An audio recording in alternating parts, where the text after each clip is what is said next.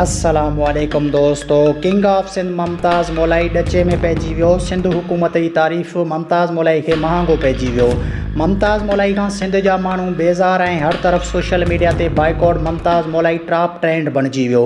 Mumtaz मौलाई PP जे हक़ में गीत ॻाए केतिरा पैसा वरिता। मुमताज़ मौलाई खे सिंध हुकूमत तरफ़ां मास्तरीअ जी नौकरी जारी आख़िर छो?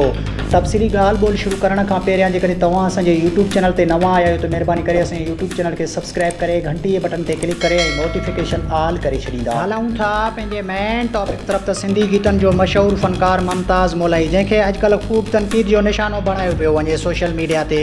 ताज़ो ई मुमताज़ मौलाई पीपुल्स पार्टी जे हक़ में या खणी ईअं चऊं त पीपुल्स पार्टी जी तारीफ़ कंदे हिकु गीत ॻायो जंहिंजा ॿोल हा सिंध गवर्नमेंट तेरा शुक्रिया। तंहिं गीत खां पोइ मुमताज़ मौलाई खे ख़ूब तनक़ीद जो निशानो बणायो पियो वञे। पीटीआई तरफ़ां सिंध जो सदर हलीम आदिल शेख पंहिंजे ज़बानी चयो त मुमताज़ मौलाई साहब से सिंध गवर्नमेंट ने गाना बनवा दिया। अरे भाई वीगोस पे सैर कराते मौलाई साहब किधर ले गए हो कि सिंध हुकूमत ने कराची सिंध को जापान बना दिया। वाह सही वाह सही वाह। जापान कैसे बना दिया? क्या जापान में कुत्तों की वैक्सीन नहीं मिलती?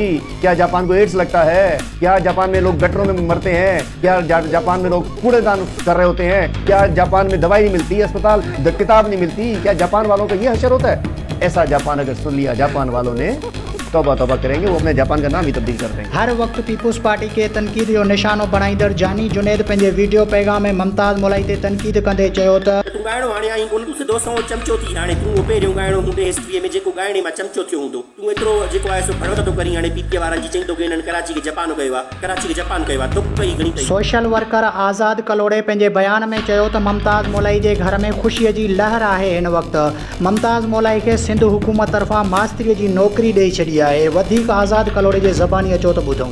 सुठी ॻाल्हि आहे, उन्हनि जे घर में लाज़मी आहे ख़ुशी आहे। मुफ़्त में चवंदा नौकिरी हुनखे ॾिनी आहे, उहा त अलाह आहे ख़बर। पीपी नौकिरी ॾी मुफ़्त में ॾिनी हूंदी, छो जो असां हमेशह सच ॻाल्हाईंदा आहियूं। पीपी ईअं ई मास्तर जेके भर्ती कया आहिनि सिंध में गुलूकार, उहे हाणे ॻाईंदा पीपी जे शान में गीत, सिंधी माण्हुनि खे माइल कंदा पीपी जे तरफ़ आणण लाइ। जेकॾहिं पीपीअ खे सुर संगीत तइलीम में ॾियणो आहे त सकाफ़त वारे खाते में भर्ती कंदा आहिनि, उनखे तइलीम वारे खाते में जो कयो त न बाबा। ॿियनि मुल्कनि में ईअं न आहे। ॿियनि मुल्कनि में सकाफ़त खाते में म्यूज़िक टीचर भर्ती थींदा आहिनि। असांजी सिंध सुवारीअ में हिननि तइलीम खाते में भर्ती कया आहिनि। कुझु अरसे खां पोइ ऑर्डर हुनखे मिली आहे, जॉइनिंग थींदी, पघार शुरू थींदी। वीडियो पसंदि अचे त वीडियो खे लाइक कंदा ऐं असांजे चैनल खे सब्सक्राइब करे घंटी जे बटन ते क्लिक करे ऐं नोटिफिकेशन ऑल करे छॾींदा।